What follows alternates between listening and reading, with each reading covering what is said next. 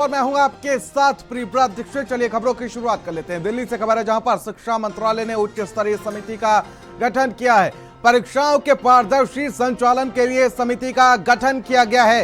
यहां पर समिति एनटीए की संरचना और साथ ही कार्य प्रणाली पर सिफारिशें करेगी और साथ ही समिति 2 माह में अपनी रिपोर्ट मंत्रालय को सौंपेगी। उच्च स्तरीय समिति के अध्यक्ष समेत 6 सदस्य होंगे और साथ ही आपको बता दें डॉक्टर के राधाकृष्णन को समिति का अध्यक्ष बनाया गया है। डॉक्टर रणदीप गुलेरिया, प्रोफेसर बीजे राव, प्रोफेसर राममूर्ति के सदस्य बनाए गए हैं और साथ ही आपको बता दें पंकज बंसल, प्रोफेसर आदित्य मित्तल समिति के सदस्य नामित किए गए हैं। गोविंद जायसवाल को समिति का सदस्य सचिव बनाया गया है।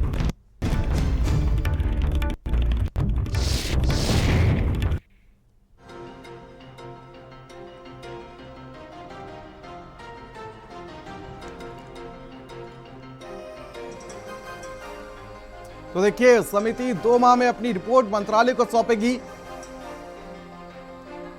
और दीपक हमारे सहयोगी दिल्ली से हमारे साथ लाइव जुड़ चुके हैं। दीपक, क्या कुछ अपडेट जानकारी? देखिए कहीं ना कहीं बड़ा एक्शन लिया गया है और अब 2 माह में इस समिति को एक रिपोर्ट तैयार करनी होगी।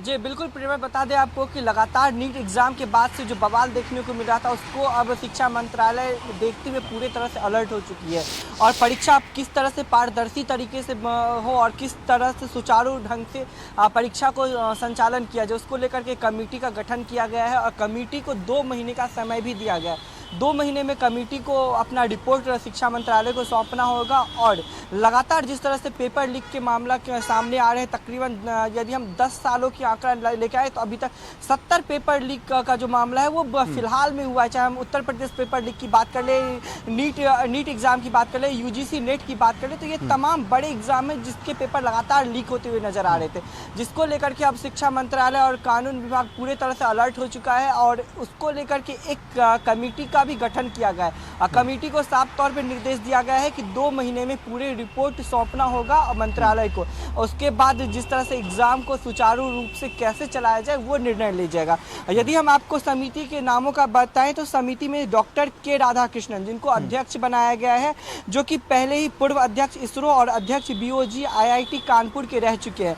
वहीं उनके साथ 6 सदस्य का भी नाम शामिल हुआ है, जिसमें से डॉक्टर रणदीप गुलेरिया, प्रोफेसर बीजे राव, प्रोफेसर राजमूर्ति के, श्री पंकज बंसल, प्रोफेसर आदित्य मित्तल और श्री गोविंद जायसवाल, इन सभी को सदस्य के तौर पर रखा गया। यानी कि 7 लोगों का ये कमेटी गठन किया गया है और इन 7 लोगों को वो भार दिया गया है कि किस तरीके से किस रूप से एग्जाम को सुचारू रूप से करवाया जाएगा, क्योंकि लगातार केंद्र सरकार पर और शिक्षा विभाग पर यह आरोप लगते हुए नजर आ रहे थे कि एनटीए के द्वारा जिस तरह से लगातार पेपर लीक का मामला सामने आता है, चाहे नीट की बात कर ले, यूजीसी नेट की बात कर ले, उत्तर प्रदेश पुलिस की बात कर ले, बिहार पुलिस की बात कर ले, बिल्कुल दीपक, ऐसे में परीक्षाओं में पारदर्शिता और भी ज्यादा जरूरी हो जाती है, क्योंकि जिस तरीके से छात्र जो होते हैं, जो परीक्षार्थी होते हैं, वो साल भर मेहनत करते हैं। भाई बड़ी मुश्किल से तो वैकेंसी निकलती है, चाहे हम यूपी पुलिस की बात कर लें या तमाम जो ऐसे विभाग हैं जहां पर बड़ी मुश्किल में तो वैकेंसी निकलती है। और ऐसे में जब वहां पर परीक्षा देने जाते हैं, आप सफ़र करके जाते हैं, परीक्षा केंद्र पर जाते हैं और उसके बाद जब आपको परीक्षा देने के बाद जब आपको पता चलता है कि पेपर लीक हो गया, तो ऐसे में इन परीक्षाओं में पारदर्शिता होना बहुत ज़रूरी हो जाती है दीपक, क्योंकि छात्रों के भविष्य के साथ खिलवाड़ हो रहा है, उनकी उम्र निकल जाती है परीक्षा देते देते।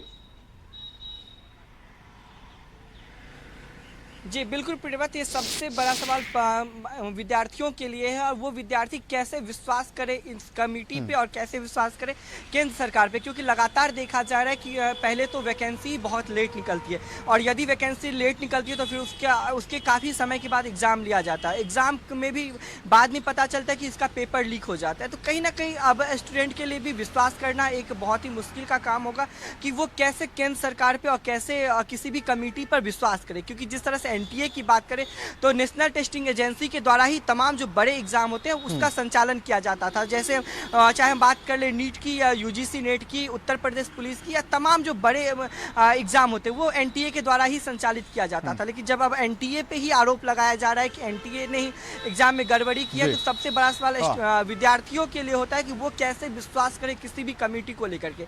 यदि हम मेहनत की बात करें, समय का बात करें, तो काफ़ी समय लग जाता है किसी बच्चे को किसी एग्ज़ाम का तैयारी करने में।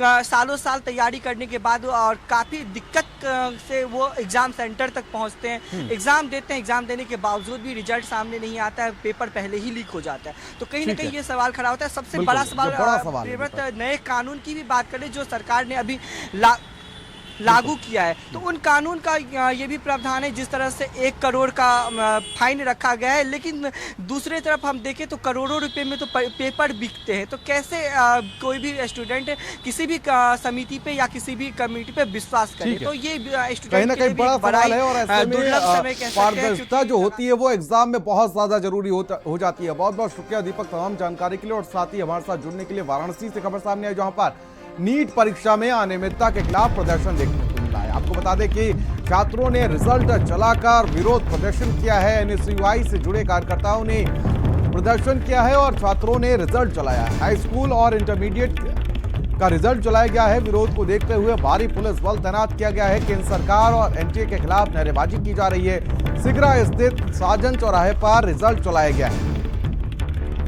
तो देखिए, विरोध को देखते हुए भारी पुलिस बल तैनात किया गया है। ये बड़ी खबर, बड़ी जानकारी आप तक पहुंचा रहे हैं। केंद्र सरकार और एनटीए के खिलाफ प्रदर्शन किया गया है।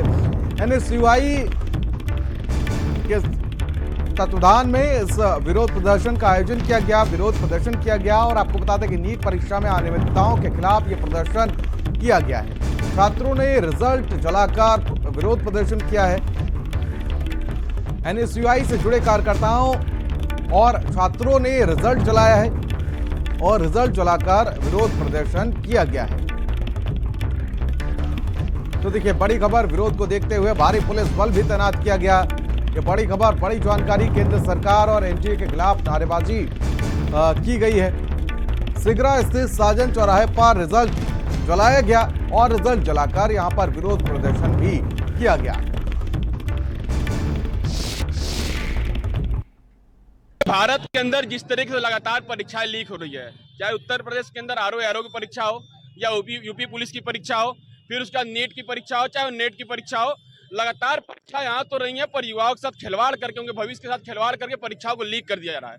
अब बाद में यही मुद्दा निकलता है कि लोग परीक्षा का पूरा प्रोफार्मा बेच चुके हैं।